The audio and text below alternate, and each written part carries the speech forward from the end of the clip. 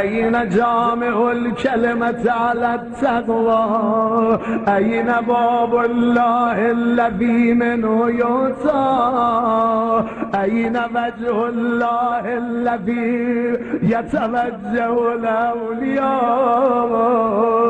أين السبب المتصل بين الأرض والسماء أين صاحب يوم الفتح وناشر راية الهدى أين مؤلف شمل الصلاح والرضا أين الطالب بذهول الأنبياء وأبناء الأنبياء أين الطالب بدم المقتول بكربلاء أين الطالب بدم المقتول بكربلاء أين الطالب بدم المقتول بكربلاء